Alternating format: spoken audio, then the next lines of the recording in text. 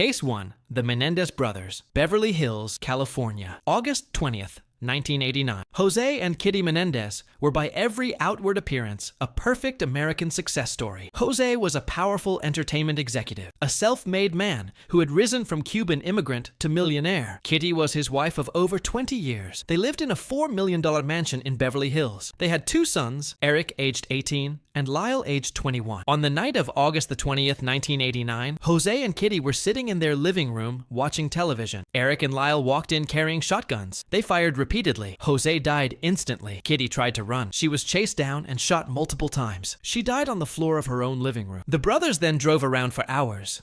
They went to a movie. They called the police later that night, claiming they had come home to find their parents murdered. For months, they were not suspects. They spent lavishly, buying cars, taking trips, spending hundreds of thousands of dollars from their parents' estate. Then one of them told a therapist what they had done. The therapist told the police. At trial, the brothers claimed years of severe physical and psychological abuse by their father. Their defense argued the killings were an act of desperation, that they believed their father was about to kill them to prevent them from exposing the abuse. The prosecution argued it was simply about money and inheritance. The first trial ended in a hung jury. The second trial convicted both brothers of first-degree murder. They were sentenced to life in prison without the possibility of parole. Lyle and Eric Menendez have been in prison since 1996. In 2024, a Los Angeles judge ruled their case could be reconsidered in light of new evidence about the abuse claims. The case, 35 years later, is still not fully closed. The question this case leaves behind: when does abuse justify what they did? And if it does not, what should have been done instead? Case 2. Patricide in Pakistan.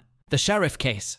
Pakistan, 2019. This case received far less international attention than the Menendez brothers, but it is no less disturbing. In a rural region of Pakistan in 2019, a 15-year-old boy killed both of his parents and two of his siblings while they slept. He used an axe. He then walked to a neighbor's house and told them what he had done. He did not run. He did not hide. He waited for police to arrive. When investigators interviewed the boy, he gave a chilling and coherent explanation. He said his father had been physically abusive for years. He said he had watched his mother suffer. He said on the night of the killings, his father had beaten his mother severely, and he had made a decision. What investigators found disturbing was not the emotion of the act, it was the absence of it. The boy was calm, cooperative. He answered every question clearly. He showed no signs of the psychological breakdown you might expect from someone who had just committed such an act. Pakistani courts faced a complex situation. The boy was a minor. The abuse claims were investigated and found to be credible. Neighbors and extended family confirmed a long history of violence in the household, but 4 people were dead. The case raised profound questions about the Pakistani legal system's ability to handle cases at the intersection of child abuse, family violence, and criminal responsibility. The question this case leaves behind: when a child is failed by every system that should have protected them, what responsibility does society carry for what happens next? Case 3. Nehemiah Griego, Albuquerque, New Mexico, January 19th, 2013. Nehemiah Griego was 15 years old. By all accounts, he was a quiet boy, homeschooled, raised in a deeply religious household. His father, Greg, was a former gang member turned pastor. His mother, Sarah, was a devoted parent to 5 children. On the night of January 19th, 2013, Nehemiah waited until his parents were asleep. He went to where his father kept a rifle. He shot his mother first, as she slept. When his younger siblings, aged 9, 5, and 2, woke up from the noise, he shot them too. He then waited for his father to come home and shot him as well. 5 members of his own family in one night. What happened next is almost more disturbing than the killings themselves. Nehemiah did not call police. He stayed in the house with the bodies overnight. He texted his girlfriend and told her what he had done. She later said she thought he was joking. The next morning, he drove to a church where his girlfriend's family attended and told people there what had happened. Police arrived to find him calm and cooperative. In interviews, Nehemiah told investigators he had been fantasizing about killing his family for some time. He had no single clear motive that investigators could identify. There was no documented history of severe abuse. There was no obvious triggering event on that specific night. Psychiatrists who evaluated him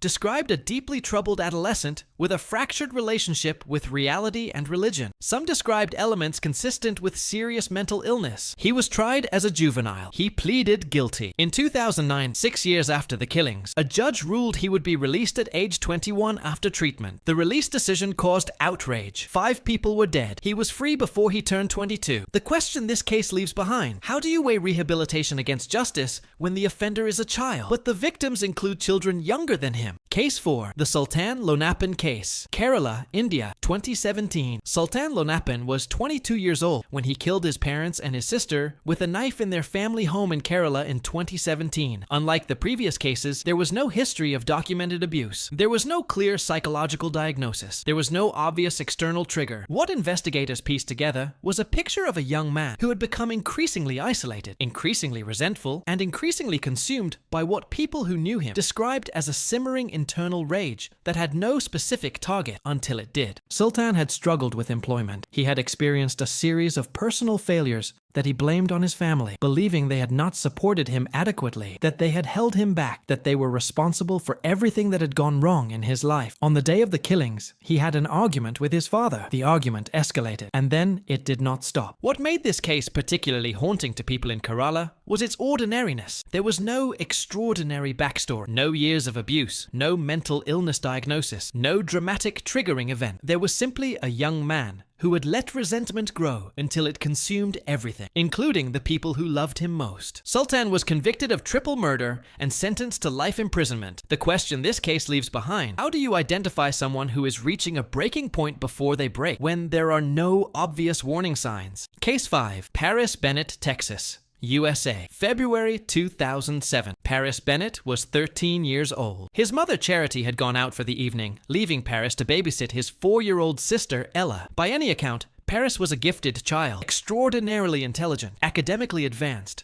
described by teachers as one of the most capable students they had ever taught. That evening, Paris stabbed his sister Ella 17 times. She died in the house. When his mother returned home, Paris told her immediately what he had done. He did not attempt to hide it or lie about it. When police and investigators asked him why, Paris gave an answer that psychiatrists and criminologists still reference today. He said he knew the thing that would hurt his mother most was to take away the person she loved most. He said he wanted to hurt his mother. He said killing Ella was the most effective way to do that. He was not in a rage. He was not panicked. He described his reasoning with a clarity and coldness that profoundly disturbed every professional who interviewed him. Psychiatric evaluations revealed what professionals described as extreme psychopathy, among the highest scores ever recorded in an adolescent at the time of his evaluation. Paris Bennett was not mentally ill in the conventional sense. He understood exactly what he had done. He understood it was wrong. He simply did not care. He was sentenced to 40 years in prison. In interviews conducted years later, Paris has given multiple media interviews from prison. He has described his mother as the only person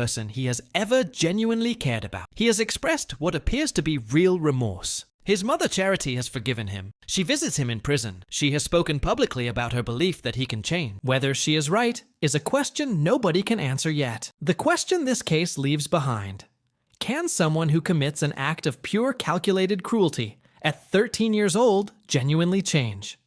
And should the answer to that question determine whether they ever walk free?